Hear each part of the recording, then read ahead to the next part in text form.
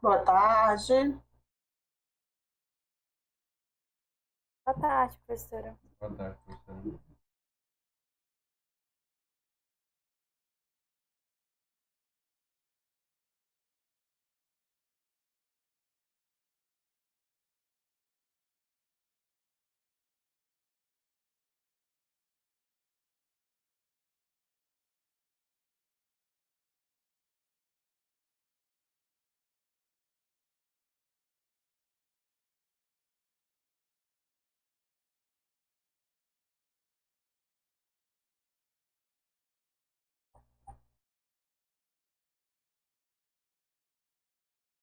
Deixa eu ir compartilhando a tela.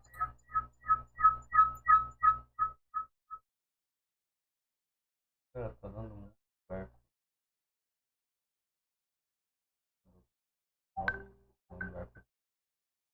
Achei quando o áudio conectado no microfone. Quando o áudio está o quê? Se o áudio está aberto nos dois lugares, Peraí, tá fechado no computador. Não tem essa reverberação.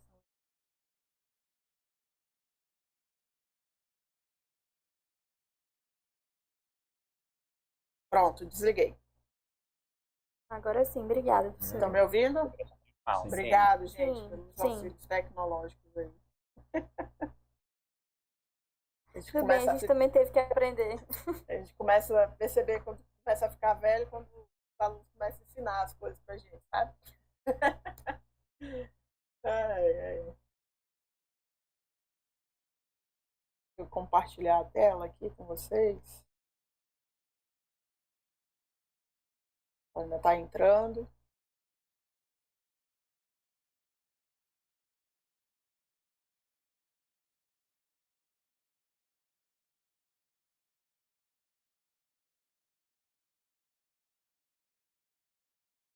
Bom, todo mundo já viu aí a tela compartilhada?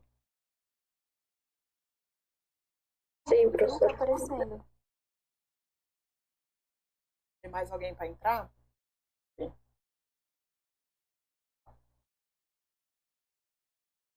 Matheus, vê aí com o pessoal se alguém mais vai entrar para eu poder começar a aula, tá bom?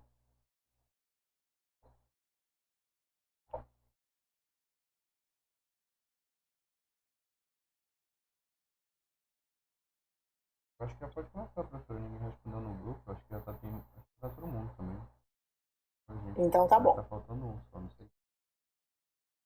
Tá ok. Então vamos lá, gente. Hoje a nossa conversa é sobre síndrome nefrótica, tá? Agora é a hora que vai misturar a cabeça de vocês, né? Misturar tudo, nefrítico com nefrótico. Nós vamos tentar separar um pouco as coisas, né? A definição de síndrome nefrótica ela é caracterizada pela presença de uma proteinúria maciça, edema, hipoproteinemia e dislipidemia. Esse é o quadro clínico clássico, então, do paciente que apresenta síndrome nefrótica. Ela é definida através da presença de uma proteinúria maciça. Essa proteinúria maciça nós definimos como uma proteinúria acima de 3,5 gramas de proteína por superfície corporal em 24 horas. Ou 50 miligramas por quilo de peso, quando nós tratamos de crianças, tá? Então, em criança, a gente não considera esse nível, 3,5 gramas, a gente faz essa contabilidade pelo peso, né? 50 miligramas por quilo de peso em 24 horas. É o equivalente a uma proteinúria considerada nefrótica. Bom, a gente sabe que existem dois mecanismos principais por onde são perdidas, né, as proteínas. Então, dependendo de qual alteração vai ser, que nós vamos ver, né, se for uma lesão mínima, vocês vão ver que algumas dessas síndromes, algumas têm seletividade por proteínas, outras são não seletivas, então você perde todos os tipos de proteínas, não só as de baixo peso, e também depende de qual lesão vai ser, né? Se vai ser através de uma alteração da barreira mecânica, pelo tamanho das proteínas, ou uma alteração na barreira elétrica da membrana basal glomerular, tá? Então, isso basicamente são através desses dois mecanismos que ocorre a perda de proteínas. E, consequente a essa deficiência proteica, né, que é perdida essas proteínas, aí nós vamos, o paciente vai apresentar diversas complicações devido a essa perda de proteínas, né? Então, quando ele perde especificamente a albumina, então o paciente vai ter hipoalbuminemia, ele vai ter edema, ascite, derrame pleural, hiperlipidemia. Se o paciente perde transferrina, que transferrina, gente, também é uma proteína, então alguns pacientes com síndrome nefrótica, eles podem se apresentar com uma anemia microcítica, tá? Então, o paciente que perde a globulina ligadora da tiroxina, então o paciente vai ter um hipotireoidismo secundário, né? Não vai ser primário porque não é uma alteração própria da tireoide, né? Ele vai perder uma globulina ligadora da tiroxina e ela é proteína também, né? Então, a antitrombina 3, que é muito comum nos pacientes com síndrome nefrótica, é uma das complicações mais comuns que a gente pega nos pacientes que evoluem com trombose, né? Fator B, ou sistema alternativo do complemento, que também são proteínas. Pacientes que têm essa proteinúria elevada, eles têm maior susceptibilidade a infecções. Então, todas as complicações a gente pode encontrar no paciente nefrótico, né? O paciente vai perder também a IgG, hemoglobulina G. A hemoglobulina G, ela é uma proteína. Então, o paciente vai ter um aumento na incidência de infecções e por aí vai, né? Então, são várias complicações que podem ocorrer no paciente nefrótico. Bom, o edema no paciente nefrótico, ele ocorre através de dois mecanismos, né? Ou pela teoria do underfilling, ou do overflow, ou quando a gente tem um mecanismo superajuntado. Muitas vezes no paciente nefrótico a gente vai encontrar os dois mecanismos juntos, tá? Então, o mecanismo de underfilling, o que significa isso? Significa que o paciente vai ter proteinúria, tá? E aí, com a queda, a redução das proteínas, a redução da albumina, o que ocorre na pressão do plasma? A gente ocorre uma queda na redução, uma queda na pressão oncótica do plasma, certo? Quando a pressão oncótica do plasma cai, o líquido que está dentro do vaso extravasa para o terceiro espaço. Então, quando ocorre esse extravasamento do líquido que estava dentro do vaso, quando esse líquido vai para o terceiro espaço, ocorre uma redução do volume plasmático efetivo circulante. Então, é como se ele tivesse dentro do vaso uma hipovolemia. E aí, quando esse mecanismo chegar lá no aparelho juxtaglomerular, que vocês viram onde tem o mecanismo de feedback túbulo glomerular, quando identifica, chega nesse aparelho, identifica que tem uma hipovolemia, né, chegando no rim, o que vai fazer? A gente vai, a mácula densa, né, que faz parte do aparelho juxtaglomerular, vai mandar um sinal, o túbulo contorcido distal, fazer o quê? Reter todo o sal e água, né, que na última passagem do túbulo, para fazer o quê? Para tentar pegar esse líquido, né, pegar o sal e a água e jogar novamente para dentro do vaso, tá? Então, além dessa retenção de sal e de água, a gente vai ter ativação, né, do sistema renina, angiotensina, aldosterona, sistema nervoso simpático, a vasopressina. Tudo são mecanismos próprios do rim, né, são mecanismos adaptativos que ele vai tentar compensar essa redução da pressão oncótica do plasma. E com isso, vai ter mais edema, porque o líquido vai cair dentro do vaso, onde tem uma pressão oncótica reduzida, e vai novamente extravasar para o terceiro espaço. Então, esse é o mecanismo de underfilling. Além do underfilling, o paciente vai ter também o overflow. O que é o overflow? O overflow é quando você tem um excesso de líquido, né? Então, esse excesso de líquido pode ocorrer devido inicialmente ao underfilling, né? Porque inicialmente ele tem uma hipovolemia relativa, né? Que é uma hipovolemia apenas dentro do vaso. Vai ocorrer a retenção primária, né, de sal e de água. E aí, quando ocorre essa retenção de água, momentaneamente a gente tem um aumento do volume plasmático, certo? Então, nesse momento em que ocorre o aumento do volume plasmático, novamente vai cair naquele ciclo do underfilling, porque ele vai cair num plasma, ficar reduzido e novamente vai extravasar. Então, esses são os dois mecanismos básicos que ocorre a formação da edema na síndrome nefrótica, tá? E por que ocorre a dislipidemia, né? Por que é tão comum a presença da dislipidemia nesses pacientes? Porque, como a gente falou, é perdida, né, as lipoproteínas também, que também são proteínas, e aí, pela perda dessas lipoproteínas que são perdidas na urina, o fígado começa a tentar compensar, né, essa perda. Aí ele aumenta a produção, né, da apolipoproteína B, ou ele reduz o seu catabolismo. Tem alguém querendo entrar. E com isso, você pode também reduzir o aumento do metabolismo do IDL, aumentando no plasma, e aí a gente vai ter uma perda urinária, principalmente do HDL. E com a perda do HDL, o fígado vai tentar produzir mais apolipoproteína, e aí com isso vai produzir mais LDL, vai produzir mais VLDL para tentar compensar essas perdas. Então, sempre, síndrome nefrótica sempre está acompanhada com a dislipidemia.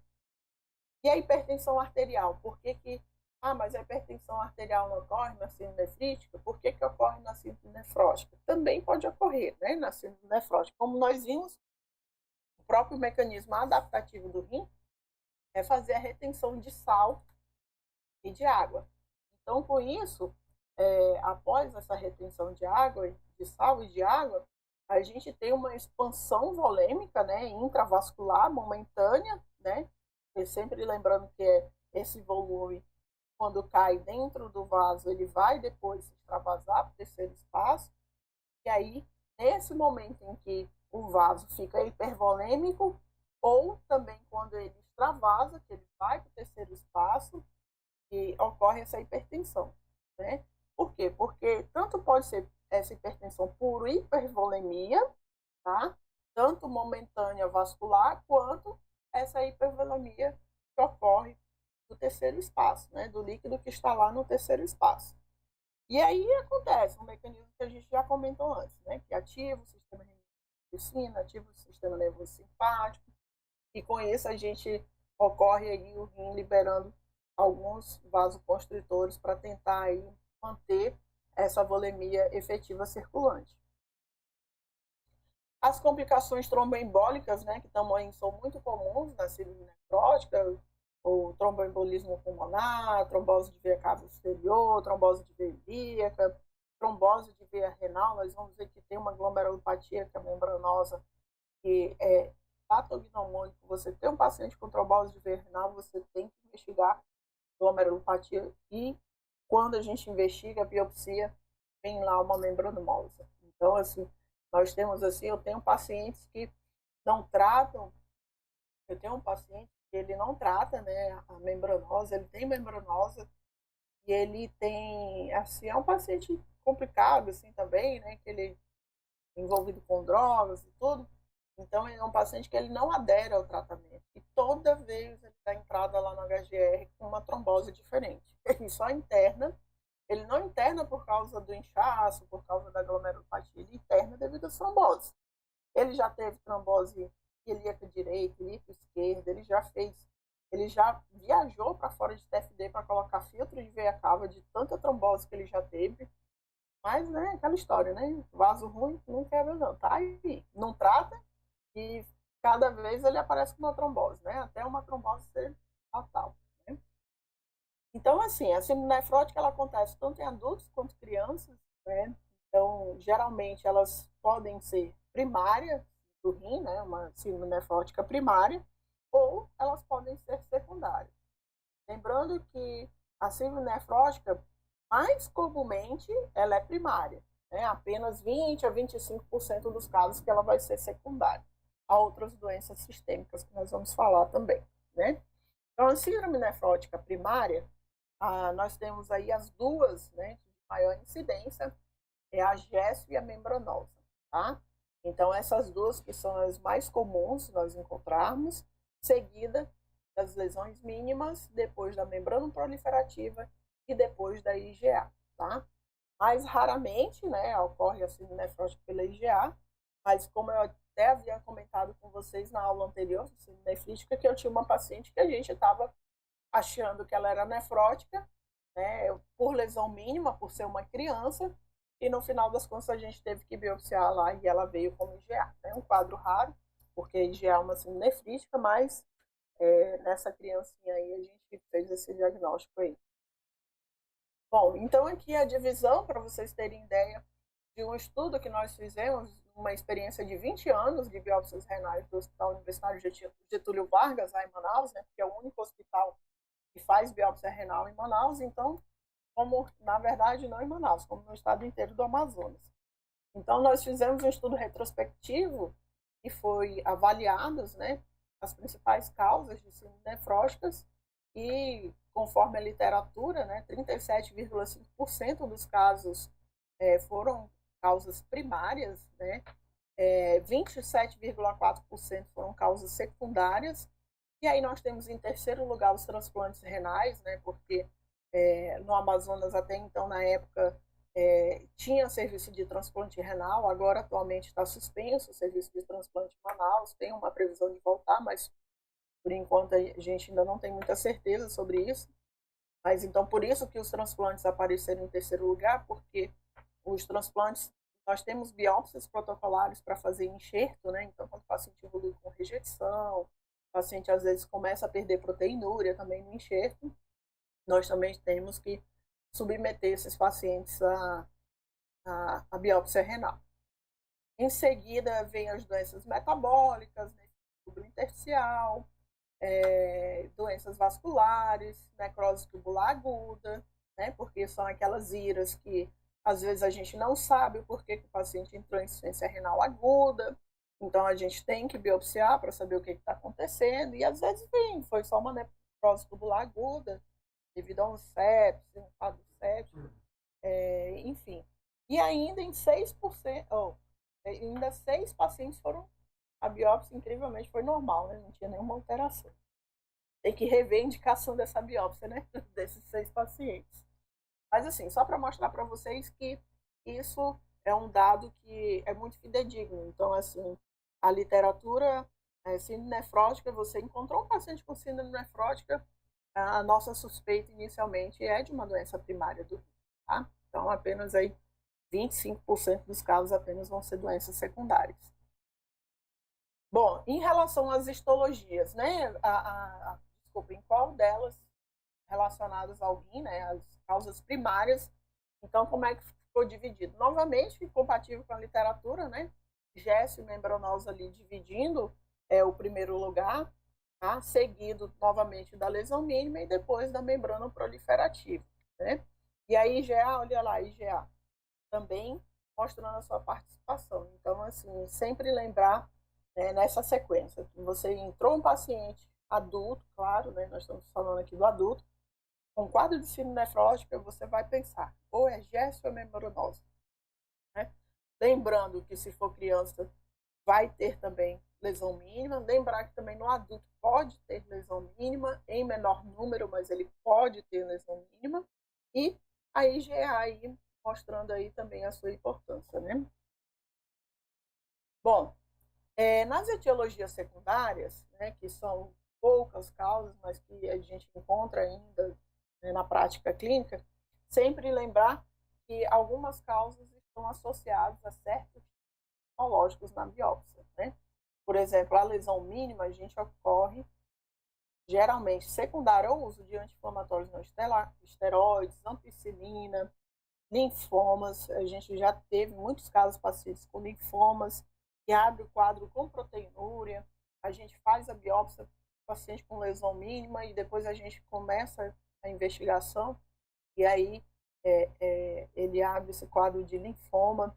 Eu tive até recentemente uma paciente com um quadro de linfoma que foi assim, que ela começou a evoluir com proteinúria, e a gente não sabia né, não tinha causa, ela não era diabética, não era hipertensa, ela já era uma senhora, mas sempre quando ocorre essas proteinúrias em idosos, a gente sempre tem que lembrar de câncer. Então, nós prosseguimos na investigação diagnóstica, né, e veio alteração de proteínas, elevação de proteínas monoclonais, Enfim, no final das contas, deu um linfoma não Hodgkin nessa paciente. GES, muito associado, gente, isso cai muito em prova de residência, muito. Nefropatia do HIV. Qual o tipo histológico da nefropatia do HIV? GES, muito comum, associada a drogas, cocaína, heroína, tá? Anemia falciforme, diabetes, obesidade, todos esses relacionados a GES. A membranosa, sempre lembrar das hepatites B e C são muito comuns, elas surgirem, né, como causas de membranosa, por isso que o paciente com síndrome nefrótica, a gente faz esse rastreamento para hepatite B, C, HIV, tudo para tentar descartar uma causa secundária. A membrana proliferativa pode ser por doença de imunocomplexos, virose, infecções bacterianas, anemia falciforme. A IgA, consequente de cirrose, doença celíaca, artrite reumatoide, Crohn. Então, são várias causas aí que podem evoluir com um quadro nefrótico, né, no paciente. Então, a avaliação laboratorial desse paciente, a gente vai pedir obrigatoriamente o albumina, né, para a gente fechar aquela tríade, né, tipo albuminemia, edema e proteinúria. Então, em seguida, a gente vai solicitar a proteinúria de 24 horas, vai descartar, né, que ele não tem uma hematúria glomerular, porque se tiver uma hematúria glomerular, aí nós estamos falando de um paciente nefrítico e não nefrótico, tá bom? Então, mesmo assim, a gente pede a dosagem de colesterol, triglicerídeos, creatinina, hemograma, glicemia, ionograma, o complemento, FANT, cardiolipinas, coagulante lúpico, as sorologias para hepatites virais e crioglobulinas, tá? Porque esse é o screening básico que a gente faz quando o paciente fica com uma proteinúria alterada, tá? Quando a gente suspeita que seja uma causa secundária, certo? E aí, além desses exames de sangue para fazer essa triagem, né? Nós temos que pedir a biópsia renal. Então, todo paciente nefrótico, ele tem que ser biopsiado, tá bom? Então, o paciente chegou com proteinúria em níveis nefróticos, você vai pedir análise laboratorial para você suspeitar de uma etiologia específica ou descartar uma etiologia secundária, mas a confirmação diagnóstica do tipo histológico, né, soma GES, lesão mínima, membranose, isso vai ser somente na biópsia renal. Então, quais são as indicações de biópsia renal? Quando eu tenho uma proteinúria maior que 3,5 gramas em 24 horas, ou seja, quando o paciente é nefrótico, é biópsia, tá? Ou quando o paciente tem uma síndrome nefrótica, uma idade de aparecimento menor que 2 anos de idade ou maior que 8 anos de idade. Por que eu não biopsio o paciente entre 2 a 8 anos de idade? Porque 99% dos casos de crianças com proteinúria em níveis nefróticos é lesão mínima. Então, a princípio, a lesão mínima, se acontece uma proteinúria uma criança entre 2 a 8 anos de idade, eu não tenho indicação de biópsia. Nós vamos iniciar o tratamento com corticoide e após isso nós vamos avaliar a resposta. Dependendo no futuro, né, se ele responder bem, se ele não evoluir bem, se ele apresentar córtico-resistência ou córtico-dependência, aí nós vamos biopsiar, porque aí pode não ser uma lesão mínima. Um dos casos raros, né? Então, em crianças, qual vai ser a indicação? Como eu falei antes dos 2 anos de idade, após os 8 anos, se o paciente tem alterações clínico-laboratoriais que sugerem outro diagnóstico. Né? Então, o paciente tem algum sinal de doença sistêmica, né? É uma criança com suspeita de lúpus, é algo que você suspeita que não seja relacionado a uma doença, uma lesão mínima. Né? Assim como a gente tem um caso também bem recente que ocorreu no Hospital da Criança, de uma criança que internou, e ela internou com Covid, e ela começou a apresentar, né, proteinúria, hematúria, ela evoluiu para diálise, ela foi para diálise, e aí, inicialmente, né, a suspeita, o colega avaliou e suspeitou que inicialmente a lesão renal que ela estava apresentando era secundária ao Covid, né? Vocês sabem que o Covid e o rim tem uma interação aí muito grande. Só que aí, O que se é esperado, né, dessa lesão do Covid é que em 3 a 4 semanas essa paciente volte, né, a urinar, que ela volte a ter redução dos níveis de ureia e creatinina. E depois, quando eu entrei no plantão, essa menina já estava mais de 4 semanas em diálise. Eu falei, opa, alguma coisa não é, né? Mais de 4 semanas em diálise não é do Covid, não foi uma NTA, né? Não foi uma alteração renal secundária, certo? E aí nós fomos investigar, fomos conversar com ela, com a mãe dela. Ela disse que já vinha apresentando inchaço, que ela tinha dores articulares. Então, assim, ela tinha sinais e sintomas de outra doença, né? E aí eu suspeitei de lúpus, a gente suspeitou. Não, essa menina não é um quadro, não foi uma lesão renal secundária ao Covid. E aí nós biopsiamos e veio nefrite lúpica, né? Então, qualquer coisa, gente, que saia do curso da doença, qualquer coisa que não seja normal, você tem que biopsiar, porque esse diagnóstico definitivo a gente só consegue na biópsia, tá? Então, quando o paciente não responde ao fim de 8 dias de prednisona, porque se ele não respondeu ao corticoide, não é lesão mínima, né? Se ele tem dependência, como eu falei, se ele é resistente aos corticoides, porque aí pode não ser lesão mínima, nós temos que biopsiar, tá? E nos casos de lesão mínima, nós biopsiamos antes de iniciar uma terapia citotóxica. Por exemplo, no caso dos pacientes que são recidivantes frequentes, paciente que apresenta recidivas frequentes e precisa iniciar drogas como a ciclosporina, o tacrolimo, que são drogas nefrotóxicas, eles são inibidores de calcineurina, porém eles fazem uma vasoconstrição renal, então eles têm uma nefrotoxicidade no seu uso, a gente tem que iniciar uma biópsia a gente tem que realizar a biópsia antes de iniciar essa terapia citotóxica e depois protocolar a cada 1 ano do tratamento. Por quê? Porque tanto a ciclosporina quanto o tacrolimo, eles fazem essa vasoconstrição renal, eles evoluem com nefrotoxicidade. Se eu não acompanhar, o tratamento vai ser mais maléfico do que benéfico para o rim. Então, esse acompanhamento a gente também só consegue fazer na biópsia renal. Então, são esses casos, basicamente, que a gente biopsia as crianças, né? Então, já que a gente já estava falando da lesão mínima, né, de crianças, vamos lá falar, né? É a principal causa, né, de fibromialgia nefrótica em crianças, né? Em adultos também é a terceira mais comum, sempre lembrar. Às vezes a gente esquece um pouco, acho que lesão mínima só dá em criança, mas não, também dá em adultos, tá? Tanto a lesão mínima como a GESF, elas são lesões glomerulares, tá? Juntas. Juntas por quê? Porque tanto a lesão mínima quanto a GESF é alteração do podócito, né? Então, nós chamamos elas duas de podocitopatias.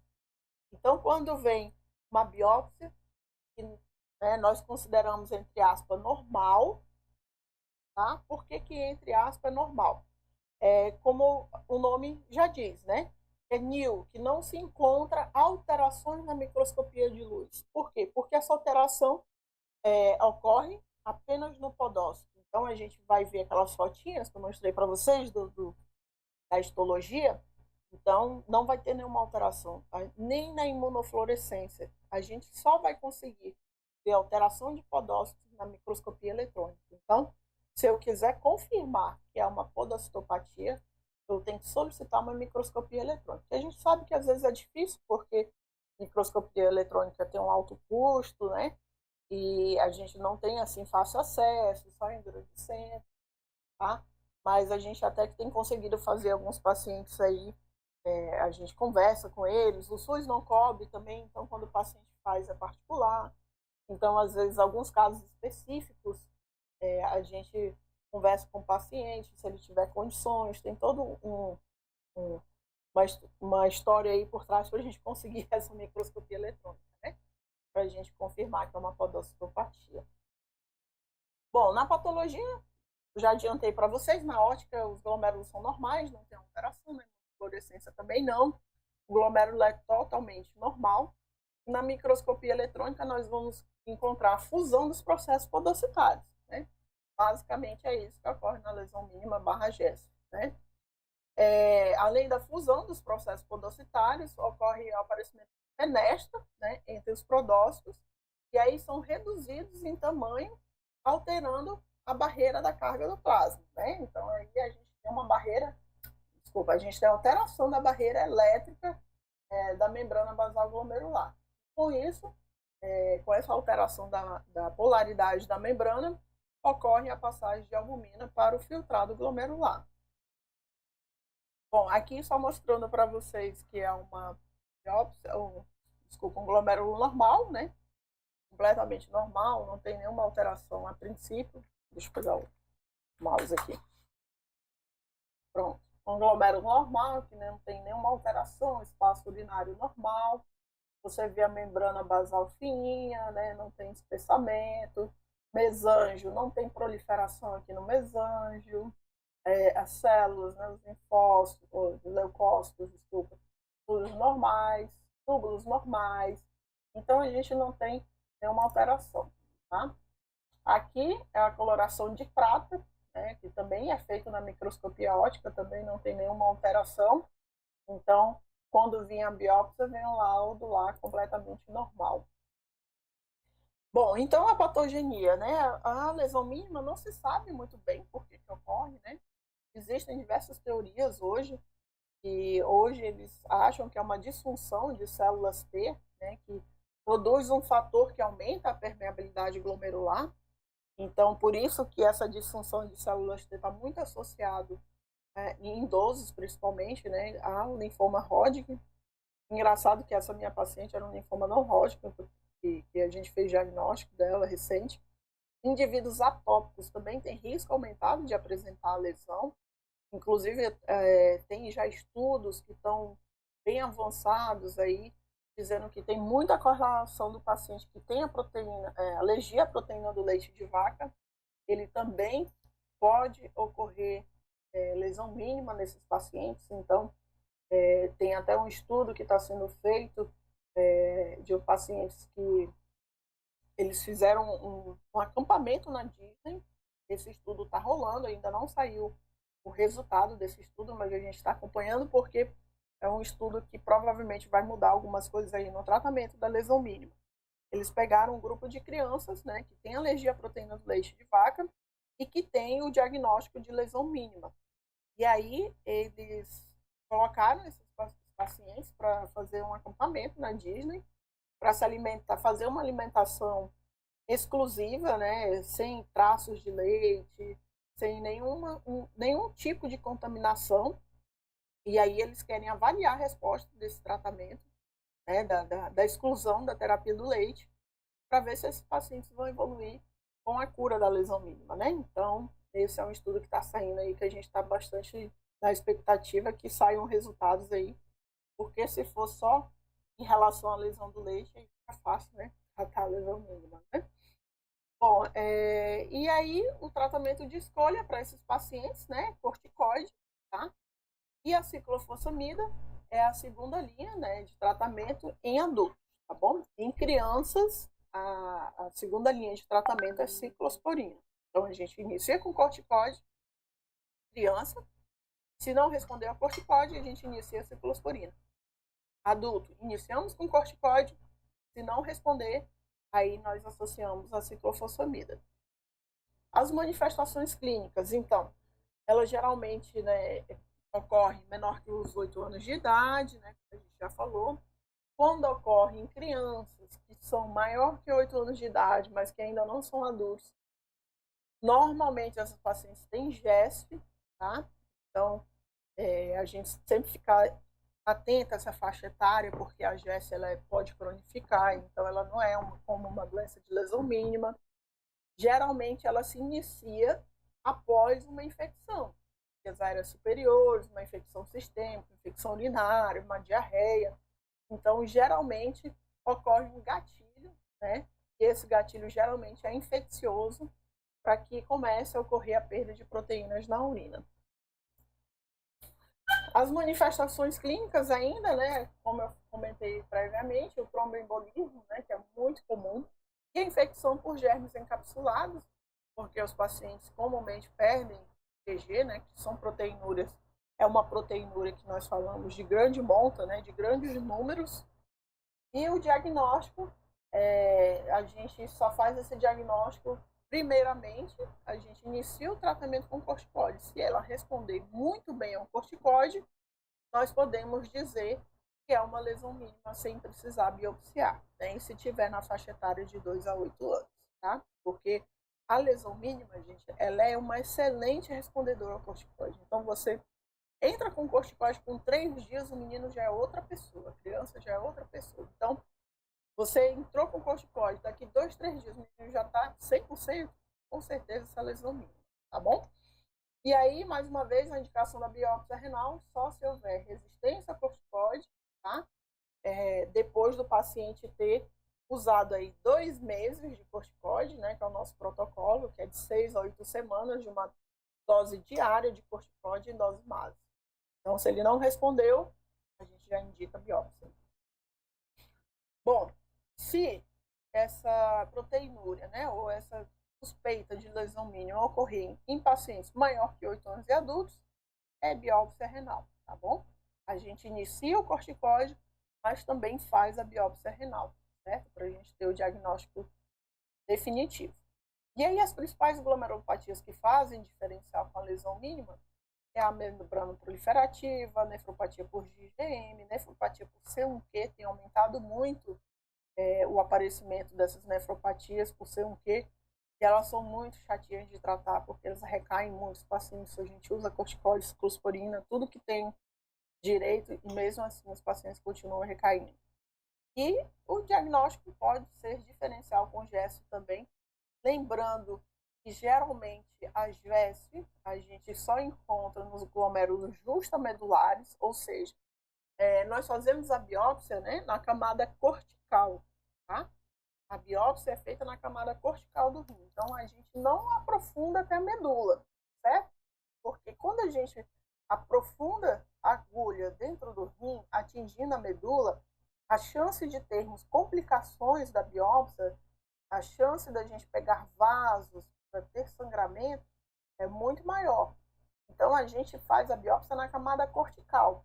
E aí, o que acontece? Se eu pego apenas a camada cortical, eu não vou encontrar os glomérulos alterados da GESF, porque esses glomérulos eles são justamedulares, eles são próximos à medula.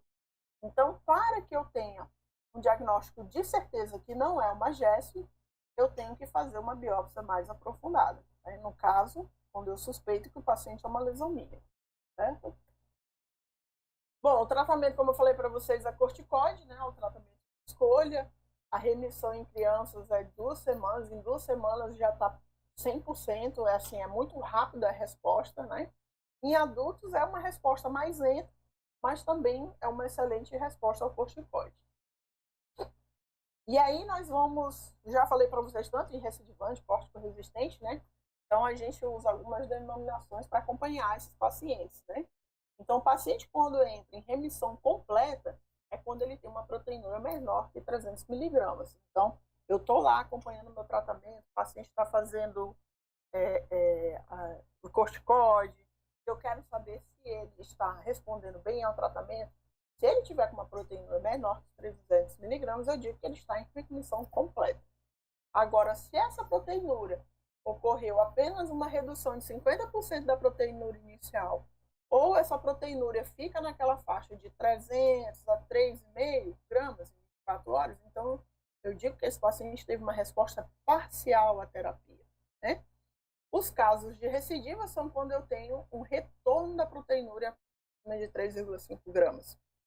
O córtico dependente é aquele paciente em que tem uma recaída, ele fica novamente com proteinúria e níveis nefróticos após a retirada do corticoide. Ou os córticos resistentes, e quando a gente começa a fazer a redução do corticoide, e aí ele começa a apresentar recaída, tá? Então, esses quadros são bem interessantes porque a gente consegue determinar o prognóstico, a indicação de biópsia do paciente e determinar o tratamento dele. Bom, o tratamento, a terapia não imunossupressora, aí nós vamos fazer restrição, não vai ter restrição de sal, né, porque nós vimos no mecanismo da lesão mínima que o problema não é o sal, né, o problema é em redução à pressão oncótica do plasma, Então, o paciente pode comer uma dieta normosódica. Tá? Nós vamos lançar em mão da terapia diurética para controle de líquidos. Vamos fazer terapia antihipertensiva, redução da proteinúria, os antiproteinúricos, IECA ou BRA, né? Nunca os dois juntos. Tá? E os bloqueadores do canal de cálcio, nós não utilizamos muito para controle da hipertensão nesses pacientes, porque eles têm um efeito colateral muito comum de fazer edema em membros inferiores, né? Então, como eles fazem edema de membros inferiores, a gente não consegue dizer se esse edema é por uma recaída da síndrome nefrótica ou se é pelo efeito colateral do medicamento. Então, a gente sempre dá preferência a fazer IE-cobrar. Bom, a terapia imunossupressora corticoide, né, como eu falei para vocês, a gente começa com uma dose de 1 mg quilo dia, no máximo 80 mg por dia, dose única diária por 8 semanas, tá? Após 8 semanas, a gente vai reduzindo, né, se ele teve uma boa resposta, se ele entrou em remissão completa, a gente vai fazendo aí a redução do corticoide, reduzindo 5 miligramas a cada 3, 4 dias, né? E vai reduzindo progressivamente, até ele chegar a 20, 30, 20, 5, 10, a gente vai fazendo o desmame, tá? Depois também a gente pode fazer um esquema, depois das 8 semanas, quando ele tem uma redução completa, nós também podemos fazer essa redução em doses alternadas, ou seja, o paciente vai tomar dia sim, dia não, corticoide, e também vamos reduzindo, né, até zerar. Porque quando a gente faz essas doses alternadas, o paciente não precisa tomar o corticoide todo dia. Então, a gente minimiza os efeitos colaterais nesses pacientes.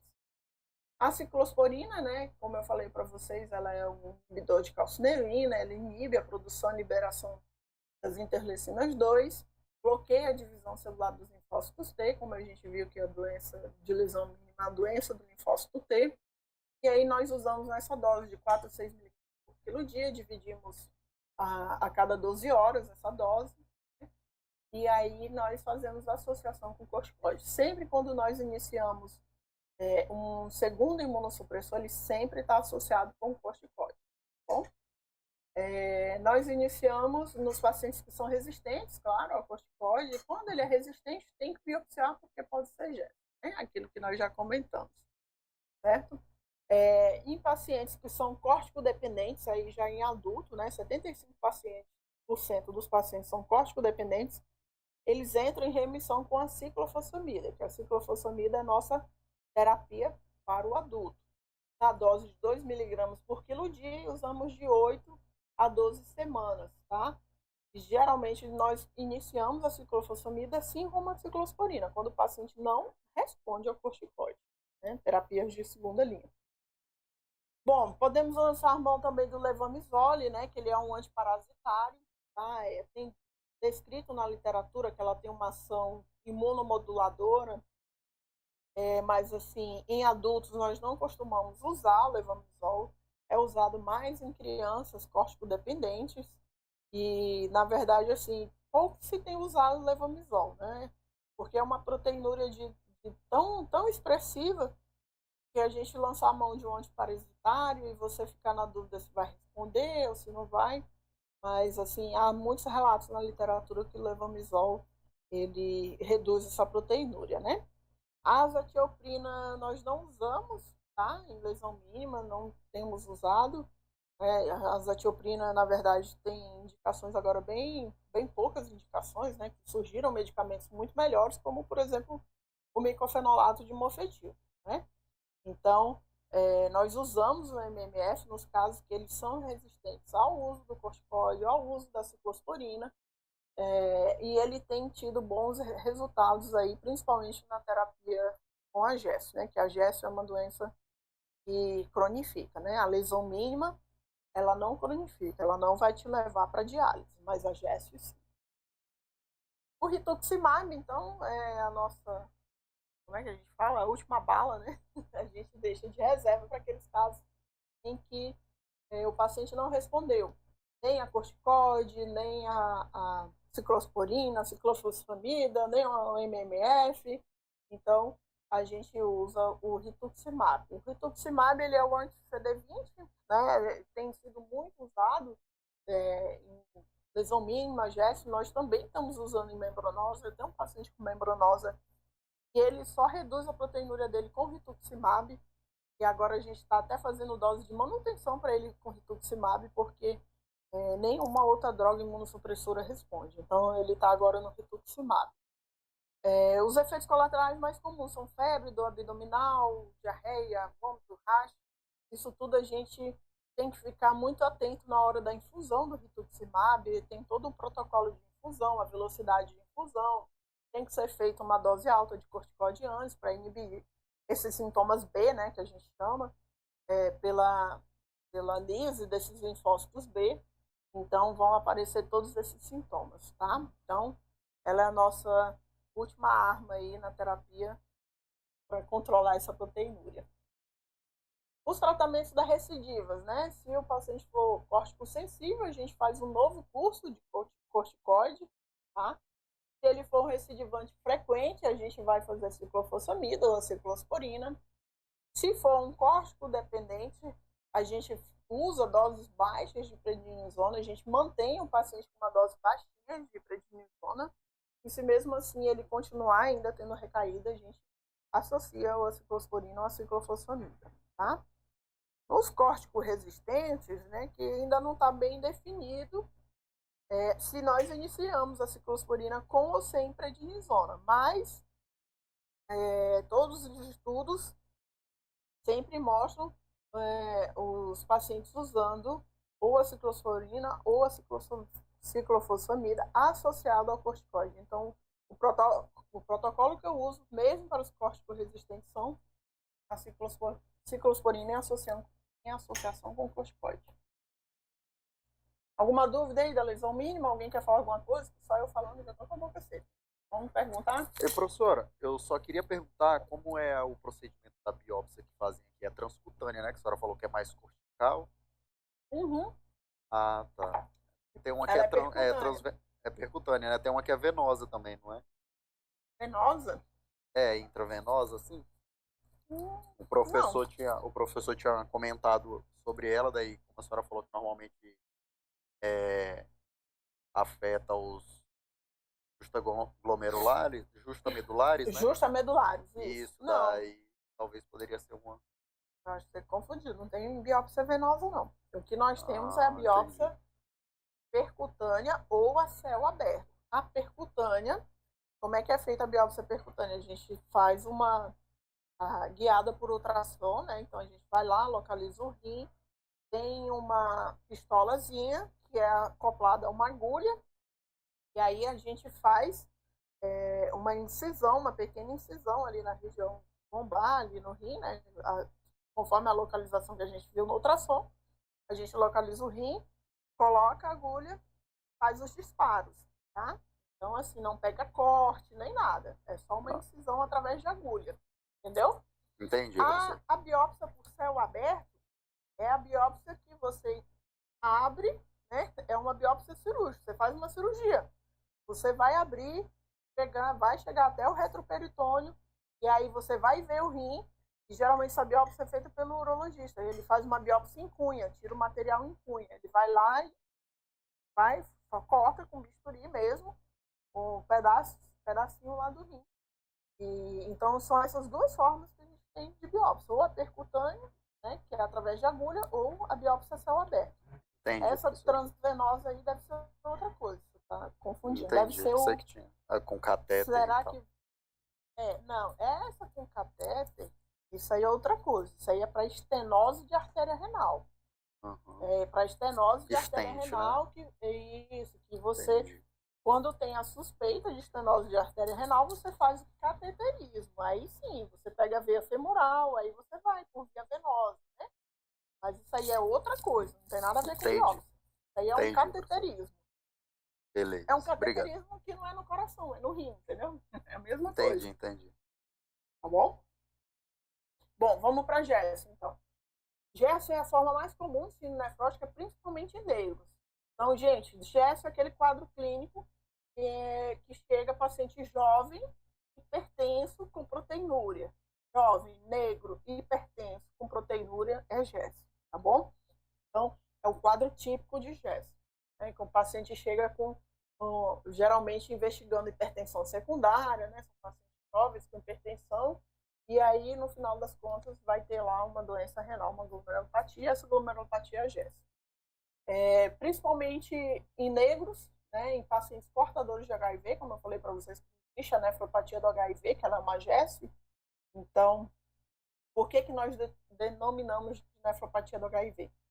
Porque a GES, nesses pacientes, ela é muito mais grave, tá bom? Como eu comentei, já falei para vocês que a GES, ela cronifica, ela leva o paciente à perda total de função renal e hemodiálise, e nos pacientes HIV, ela é de uma forma muito mais grave, que é uma forma colapsante, em que o glomérulo todinho colapsa, e aí a gente não tem mais nem como fazer terapia imunossupressora para tentar frear esse processo no rim, tá? Então, quando geralmente ocorre essa nefropatia do HIV, os pacientes cronificam, perdem função renal e ficam na diálise, tá bom? Ela, como eu falei para vocês, né, ela é uma importante causa de córtico-resistência. Então, quando o paciente está lá tratando como se fosse lesão mínima e começa a apresentar córtico-resistente, a gente já suspeita logo que seja uma GES, né? E uma GES em crianças, né, ela pode levar a insuficiência renal crônica também na infância. Então, se o paciente começa o tratamento corticoide e não responde, nós temos que biopsiar, porque se for GES, ele tem grandes chances de cronificar e iniciar a hemodiálise. É uma doença progressiva, né, que evolui com perda da função renal. 25 a 30% dos casos vão evoluir em 5 anos para diálise, tá? E 30 a 40% dos casos após 10 anos de evolução. Tá? Ela é um diagnóstico muito comum nas crianças, né, que fazem diálise ou transplante renal, em cerca de até 20%. A GES é uma das principais aí acometidas. E nos adultos, claro que é muito maior essa incidência, 50% a 70% dos pacientes, né? Com GES, eles evoluem, né, com síndrome nefrótica e desenvolvem a doença renal terminal em 10 anos. Então, é uma doença que ela tem que ser tratada e de evolução muito ruim. Aqui o aspecto da patologia, né, do glomérulo. Então, você vai ver aqui na microscopia óptica, né, um glomérulo aqui normal. Essa aqui é a coloração de prata, que é uma coloração que dá para ver bem a membrana basal glomerular, e você consegue ver aqui bem os glomérulos sem alteração, aqui na esquerda. Na direita, você já vê aqui um colapso, né, desses glomérulos, tá? Aqui mais para baixo essa parte normal, né? Aqui o polo vascular um pouco mais colapsado, e aí a gente consegue perceber, né, bem mais nítido a imunofluorescência, né? Em que a imunofluorescência quase não tem coloração, porque aqui os glomérulos estão todos colapsados, tá? Na parte que não houve coloração, né? Então, na microscopia de luz, né, a gente vai ver uma glomerulosclerose segmentar e focal, tá? Então, o que significa isso? Ela ocorre em apenas um segmento do glomérulo e uma parte do glomérulo, tá? Então, por isso que a gente tem, às vezes, biópsias, né, ditas, entre aspas, normais.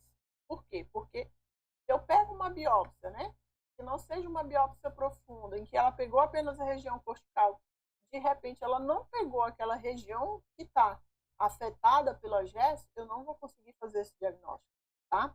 Então, por isso que às vezes é complicado a gente fazer esse diagnóstico de GES, porque para fazer tem que ser feita uma biópsia bem feita, com no mínimo 10 glomérulos para avaliação.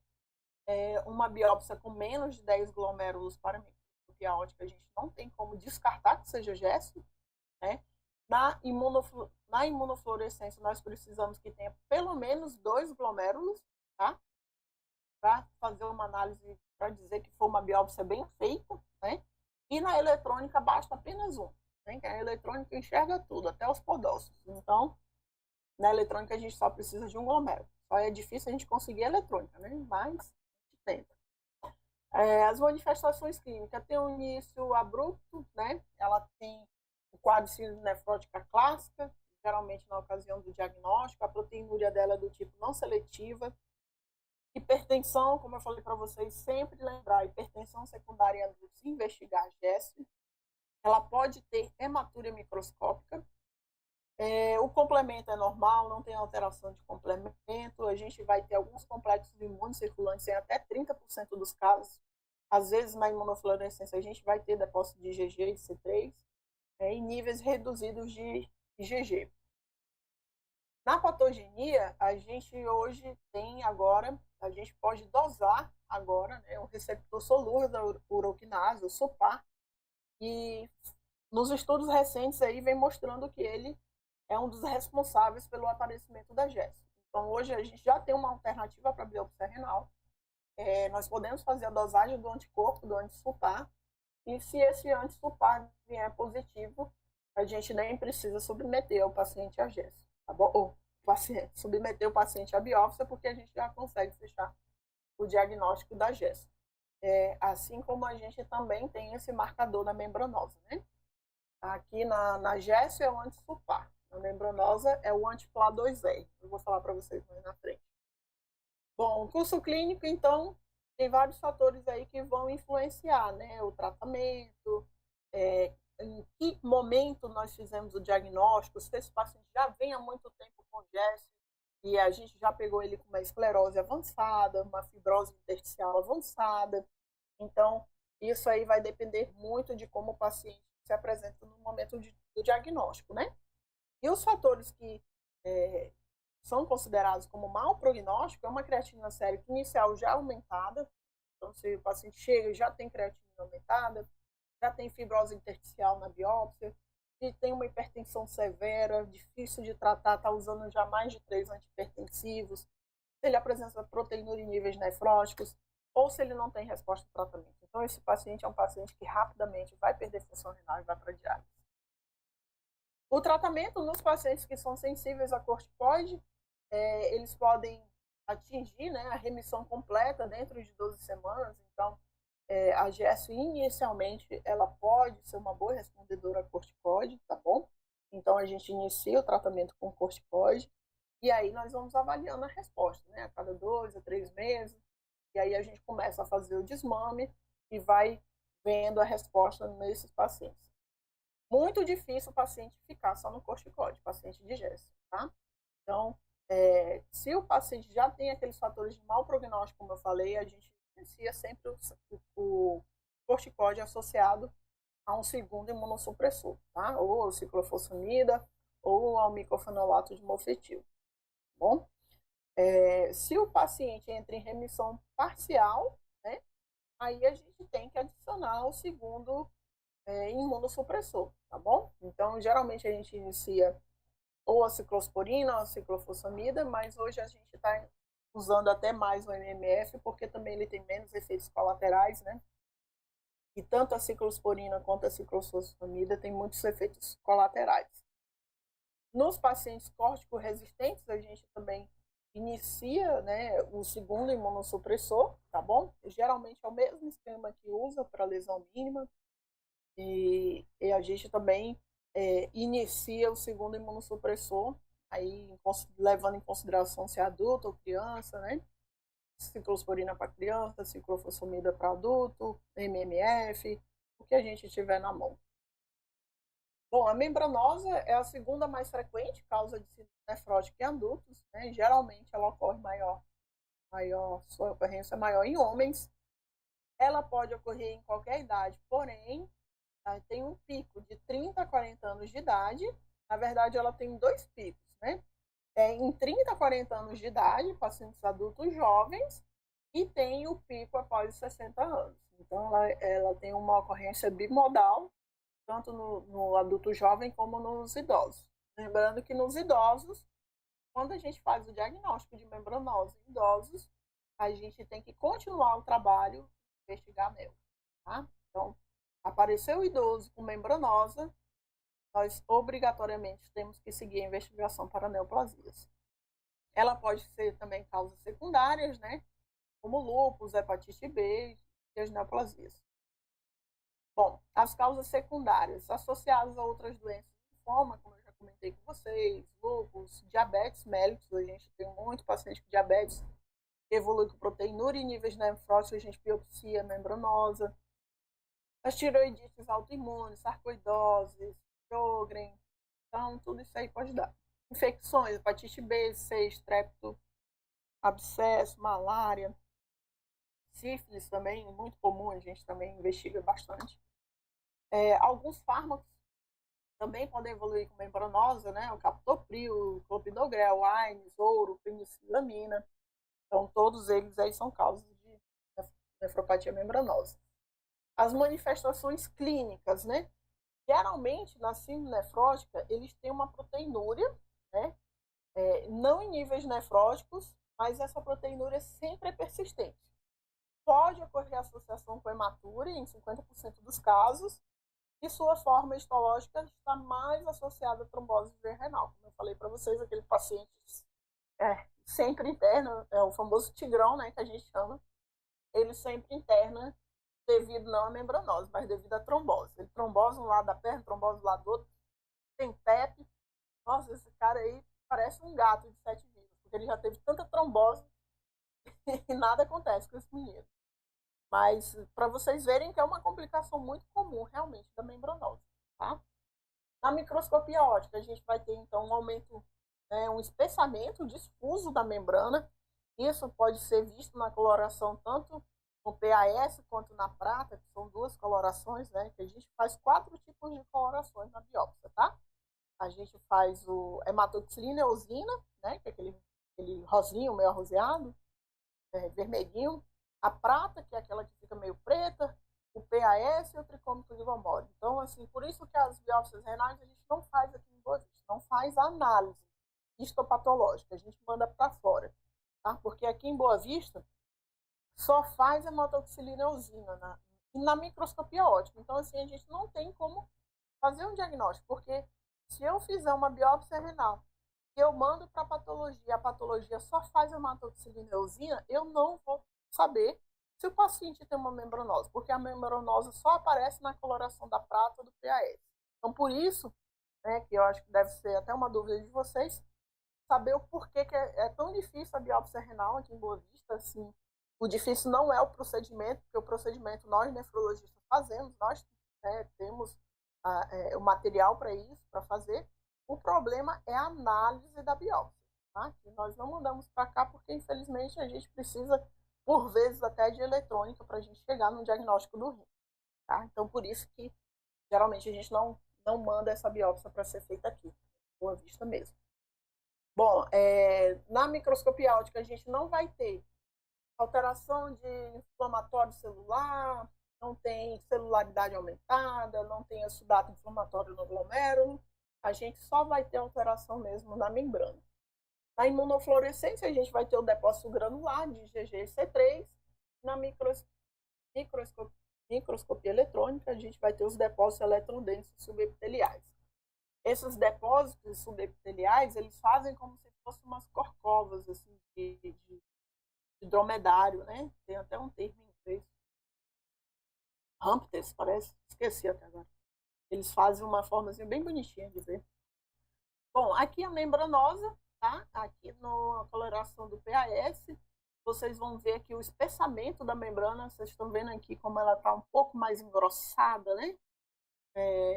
Diferente das outras fotos que eu mostrei para vocês, em que a membrana basal glomerular estava mais fininha, né? Então você vê, olha só o espessamento, né?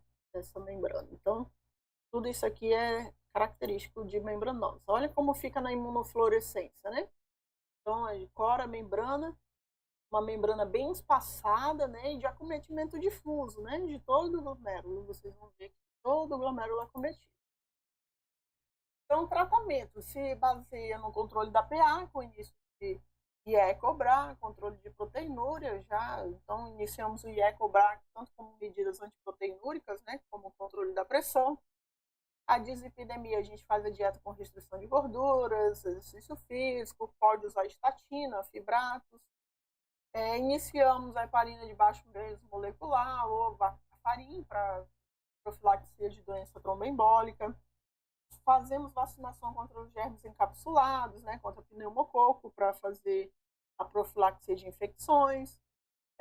Controle do edema com restrição de sal, uso de diuréticos, tratando a lesão renal aguda, né, porque o paciente vai ter uma hipovolemia relativa, né, intravascular, então o rim às vezes pode até evoluir com uma lesão renal aguda pré-renal, né, por falta de líquido dentro do vaso. E fazemos a suplementação de cálcio e vitamina D pelo uso prolongado do corticoide. O tratamento, nós usamos o esquema de Ponticelli modificado, que faz pulsos alternados de metil com ciclofosfamida. No primeiro mês a gente faz metil, no segundo ciclo, no terceiro metil, quarto ciclo. No quinto mês metil, no sexto ciclofosfamida. Então são pulsos alternados de metil e ciclofosfamida. Quando o paciente não responde, né, a esse esquema de Ponticelli, a gente faz a ciclofosfamida ou a ciclosporina em associação com o tacrolimus mais o corticoide, tá bom? Então, quando ele não responde ao esquema de Ponticelli, a gente faz a associação de 3 imunossupressores e, por último, a gente tem a nossa retaguarda aí, quando o paciente não responde a nenhum desses tratamentos, a gente faz também o rituximab. Bom, a história natural da membranosa, né, é que 1/3 dos pacientes podem remitir espontaneamente, até 6 meses. Tem esses relatos na literatura, mas assim, eu nunca vi ninguém chegar com uma proteinúria tão intensa, com risco de trombose, e dizer assim, não, pode esperar que daqui a 6 meses melhora tudo. A gente foi até uma coisa engraçada, que a gente tem um grupo de nefrologistas aqui no Brasil, né, que a gente tem um grupo de WhatsApp, e aí um dia a gente estava discutindo justamente, gente, alguém de vocês aí já chegou com um paciente, teve coragem de deixar um paciente com membranose sem tratamento? Mas é interessante, todo livro que vocês forem ler, eles falam aí que tem remissão espontânea da membranose. Enfim, se cair na prova, vocês já sabem, né, que pode ter remissão espontânea, mas assim, a gente nunca viu, ninguém nunca viu, porque ninguém nunca teve coragem de deixar esse paciente sem tratamento, né? 1/3 dos pacientes mantém a proteinúria persistente, né, mantém as manifestações ainda de síndrome nefrótica. 1/3 deles vão evoluir para a perda progressiva da função renal. Então, a membranose ela não é tão boazinha assim como a lesão mínima, né, que a lesão mínima ela não, muito raramente ela cronifica. A membranosa ela pode cronificar também, se não tratada. E aí nós temos os fatores de mau prognóstico, né? Geralmente, quando ocorre em homens maiores que 50 anos de idade, quando tem uma proteinúria maciça, acima de 10 gramas. Gente, essas proteinúrias podem chegar assim a 16 gramas. A proteinúria maior que eu já vi na minha vida foi de 24 gramas. Então, assim, são proteinúrias assim, elevadíssimas. Alteração da função renal, quando tem fibrose intersticial na biópsia, quando tem lesão vascular e quando tem esclerose glomerular. Então, geralmente, são esses pacientes que vão cronificar.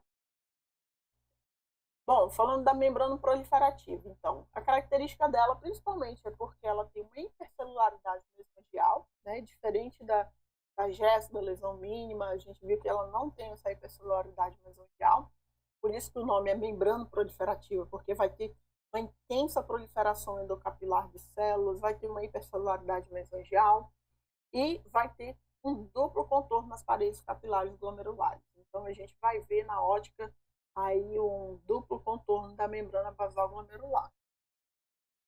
Aqui na ótica mostrando para vocês os depósitos que ocorrem, né, dos anticorpos aqui, esse duplo contorno. Não sei se vocês estão conseguindo ver, uma linhazinha aqui, aí tem um espaço mais claro e depois vem uma outra linhazinha. Então isso aqui é que é o duplo contorno, né, que determina que é uma membrana proliferativa. Além disso, nós temos a hipercelularidade mesangial, né? Vocês vão ver aqui já mais um intenso infiltrado inflamatório, né, de leucócitos, tá? E o infiltrado intersticial, tá bom? Então, essa é a membrana proliferativa. A classificação dela é feita na imunofluorescência, né? Que ela pode ser imunomediada ou ela pode ser mediada por complemento. A imunomediada ocorre a ativação do complemento pela via clássica, né? E ela normalmente ela é manifestada por uma concentração de C3 normal ou levemente reduzida no soro. Então, quando vocês dosarem o complemento, ele pode estar reduzido na membrana proliferativa, tá? Quando ela é mediada por complemento, a gente vai ter um C3 baixo, né, e o C4 em níveis normais devido à ativação da via alternativa. Então, lembrando que essa é uma síndrome nefrótica, né, que ela tem a queda do complemento. Então, esse é um grande diferencial. Por quê? Porque tanto a GS quanto a membranose e a lesão mínima, eles não têm alteração de complemento. As causas mais comuns, infecções, né, vírus C, vírus B é o mais comum em todos. Esquistossomose, mas a gente não tem muito, porque para a região não tem. Região norte não tem, mas mais para o sudeste tem. Doenças autoimunes, disproteinemias, doenças de depósito denso, depósito de imunoglobulina monoclonais, causas mais raras, mas que também estão associadas, linfoma de Hodgkin, carcinoma renal, chante esplenorenal, deficiência de alfa-1 antitripsina, também são causas secundárias de membrana proliferativa. Aqui na microscopia de imunofluorescência, mostrando aí o depósito granular de C3, tá? Então, esse depósito granular são, vocês vão ver esses grãozinhos aqui, olha, tá? Todos esses pontinhos aqui, todos eles depositados na membrana, isso são os depósitos de C3, né? Que estão depositados aí na membrana do paciente com membrana proliferativa. Bom, na microscopia eletrônica, a gente ainda consegue diferenciar, né, classificar mais ainda em tipo 1, tipo 2 e tipo 3, tá?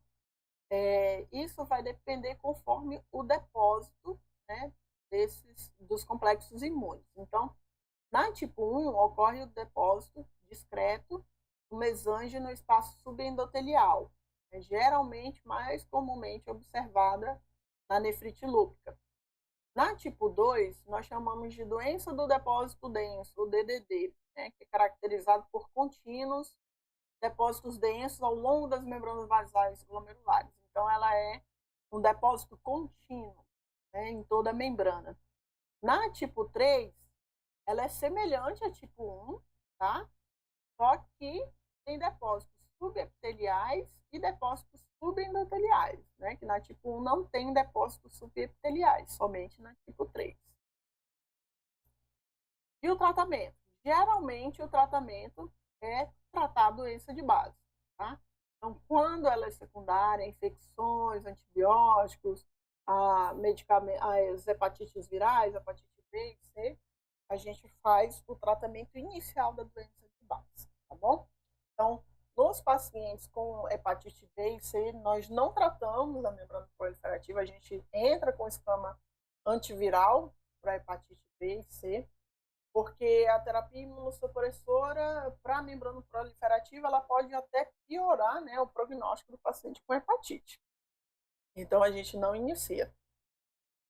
O prognóstico da membrana proliferativa, quando tem uma proteinúria não nefrótica, tem uma creatinina normal, a taxa de filtração glomerular e uma pressão normal, eles têm um bom prognóstico. Os fatores de mau prognóstico, quando o paciente tem uma síndrome nefrótica, creatinina elevada, hipertensão, tem presença de crescentes na biópsia renal, quando tem doença tubulo-intersticial, são pacientes que geralmente vão evoluir também com perda de função renal, tá? Então, a terapia imunossupressora nós só indicamos nos casos de glomérulos de membrana proliferativa idiopática, quando é primária do rim, quando não tem nenhuma causa secundária, né? E quando o paciente tem redução na taxa de filtração glomerular, que é uma membrana proliferativa que está evoluindo como rapidamente progressiva. Então, nesses casos, a gente já inicia logo a terapia imunossupressora para tentar, né, resgatar esse rim. O tratamento, então, quando o paciente tem uma proteinúria não nefrótica, com creatinina e taxa de filtração normal, o tratamento é conservador, a gente só inicia com as medidas antiproteinúricas. Quando o paciente tem síndrome nefrótica, né, tem proteinúria em nível nefrótico e creatina normal, a gente inicia o tratamento com um corticoide, 1 mg por quilo dia, prednisona, por 12 a 16 semanas. Se tiver uma boa resposta, nós fazemos a prednisona em dias alternados por mais 6 a 8 meses.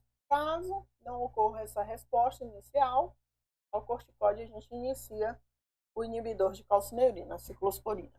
ou tacrolimo, né? Creatinina alta, nós iniciamos a prednisona, 1 miligrama por quilo dia. Se não responder, a gente já associa aí a ciclofosfamida por 3 a 6 meses. Se não responder, nosso velho e bom rituximab está lá para acabar com tudo. Quando evolui com rapidamente progressiva, a gente já associa, já entra associado. A gente não entra só com corticóide, a gente já entra com 2 imunossupressores. Já entra com a prednisona e com a ciclofosfamida associado, porque é rapidamente progressiva, se não tratada, rapidamente também, né? Se a gente retardar esse tratamento, o paciente vai cronificar, e aí o rim só no transplante, um rim novo. E é isso, gente. E aí, virou tudo uma salada na cabeça de vocês, né? Agora.